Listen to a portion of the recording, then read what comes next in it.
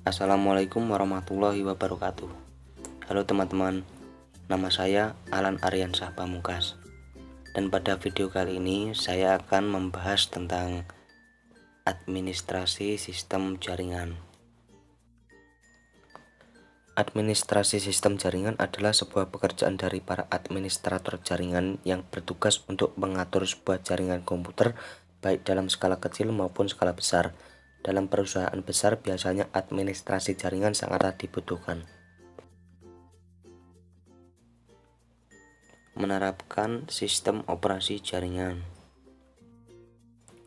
Definisi dari sistem operasi jaringan yaitu merupakan sebuah sistem operasi untuk mengkoordinasikan kegiatan dari beberapa komputer dalam sebuah jaringan.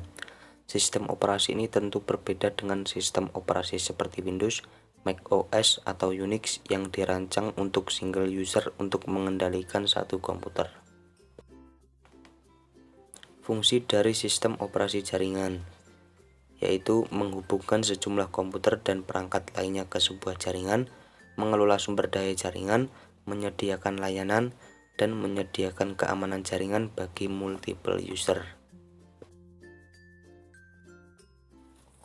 Layanan pada sistem operasi jaringan.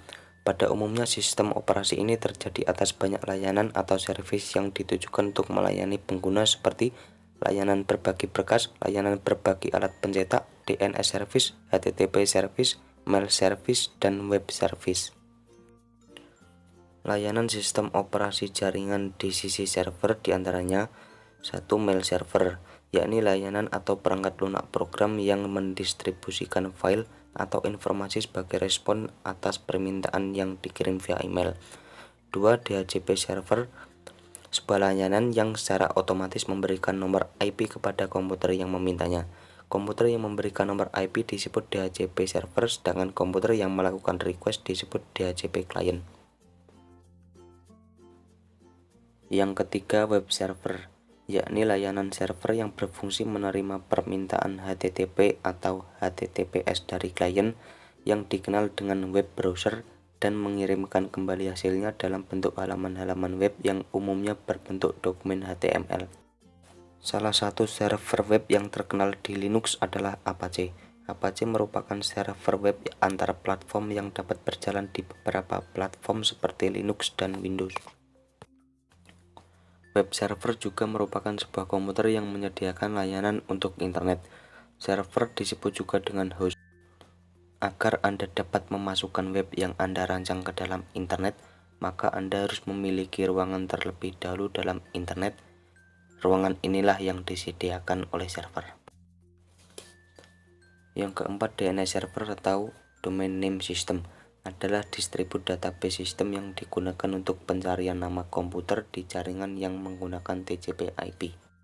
DNS server berfungsi untuk menerjemahkan IP address sebuah server menjadi nama domain. DNS digunakan pada aplikasi yang terhubung ke internet seperti web browser atau email, di mana DNS membantu memetakan hostname sebuah komputer ke IP address.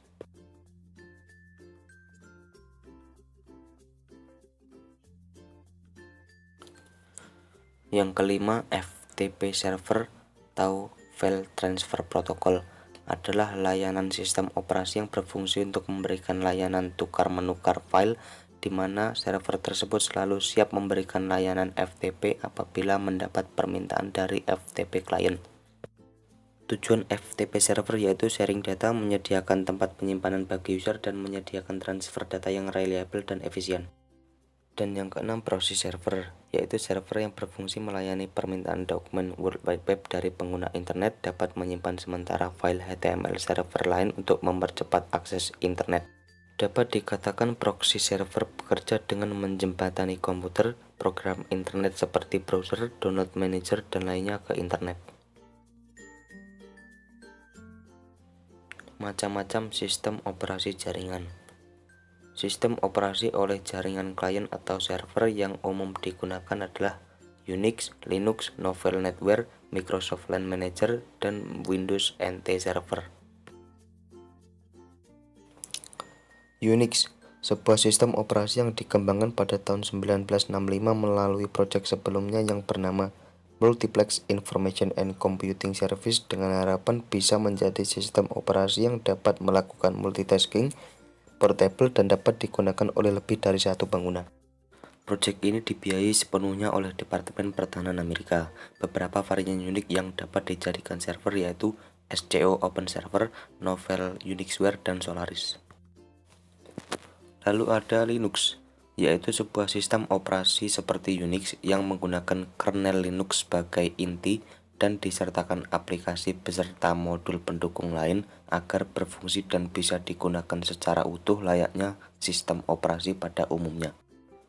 Linux banyak digunakan untuk perangkat switch, router, server, superkomputer, mesin industri, CCTV, drone, pesawat luar angkasa, dan masih banyak lagi. Kemudian Novell Netware, yaitu sebuah sistem operasi jaringan yang dikembangkan oleh sebuah perusahaan bernama Novell Incorporation. Novell Netware pada awalnya digunakan dan juga dikembangkan sebagai sistem operasi jaringan yang bekerja pada protokol jaringan komputer IPX, berfungsi melakukan pencetakan dokumen. Novell Netware juga dapat memungkinkan klien dan user untuk dapat masuk ke dalam server dan memetakan kapasitas hard disk dan juga menghubungkan drive komputer mereka dengan network volume. Kemudian Microsoft LAN Manager, yaitu sebuah sistem operasi jaringan yang dikembangkan oleh Microsoft Corporation bersama-sama dengan Tricom Corporation. LAN Manager didesain sebagai penerus perangkat lunak server jaringan Tri+Share yang berjalan di atas sistem operasi MS-DOS. Beberapa vendor menjual versi LAN Manager yakni Tricom Tri+Open, IBM LAN Server, dan Tipstree Torus. Kemudian Windows NT Server, yakni sebuah sistem operasi 32 bit dari Microsoft yang menjadi leluhur sistem operasi Windows 2000, Windows XP, Windows Server 2003, dan Windows Vista.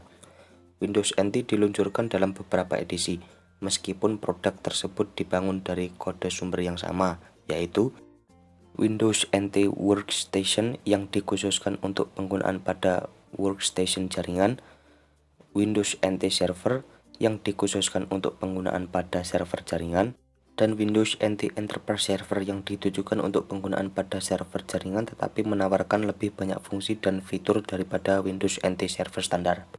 Windows 98, Windows 2000 Professional, Windows XP Professional, dan Windows NT Workstation tidak digunakan oleh server, tetapi dapat digunakan untuk menyediakan sumber daya untuk jaringan seperti dapat mengakses file dan menggunakan printer. Sesuai fungsi komputer pada sebuah jaringan, maka tipe jaringan komputer dibedakan menjadi dua. Yang pertama jaringan peer-to-peer dan yang kedua jaringan klien atau server. Untuk yang jaringan peer-to-peer, setiap komputer yang terhubung pada jaringan dapat berkomunikasi dengan komputer lain secara langsung tanpa komputer perantara. Pada jaringan ini, sumber daya terbagi pada seluruh komputer yang terhubung dalam jaringan tersebut, baik berupa perangkat keras maupun perangkat lunak dan datanya. Komputer yang terhubung dalam jaringan peer-to-peer pada prinsipnya mampu untuk bekerja sendiri sebagai sebuah komputer standalone. Tipe jaringan seperti ini sesuai untuk membangun sebuah workgroup di mana masing-masing pengguna komputer bisa saling berbagi pakai penggunaan perangkat keras. Sedangkan untuk jaringan klien atau server, terdapat sebuah komputer berfungsi sebagai server sedangkan komputer yang lain berfungsi sebagai klien. Komputer server berfungsi dan bertugas melayani seluruh komputer yang terdapat dalam jaringan tersebut, sedangkan komputer klien sesuai dengan namanya menerima layanan dari komputer server.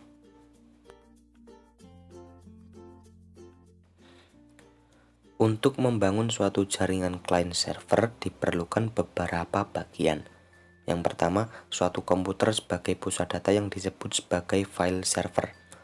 Yang kedua, komputer sebagai tempat kerja yang disebut sebagai workstation. Yang ketiga, peralatan jaringan seperti network interface card, hub, dan lainnya.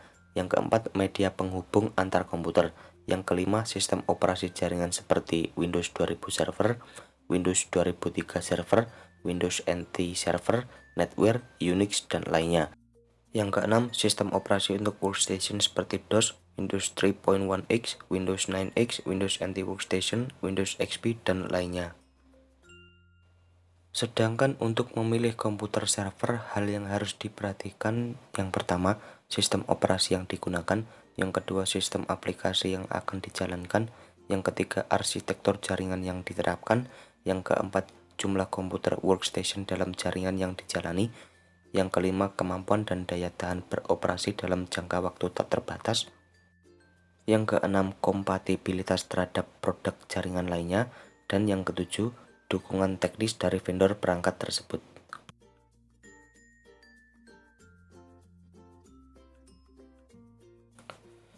Nah, jadi kurang lebih demikian penjelasan materi tentang administrasi sistem jaringan. Apabila ada kesalahan kata maupun dalam penyampaian materi, saya mohon maaf. Dan semoga apa yang saya sampaikan dapat bermanfaat bagi teman-teman semua. Akhir kata, wassalamualaikum warahmatullahi wabarakatuh.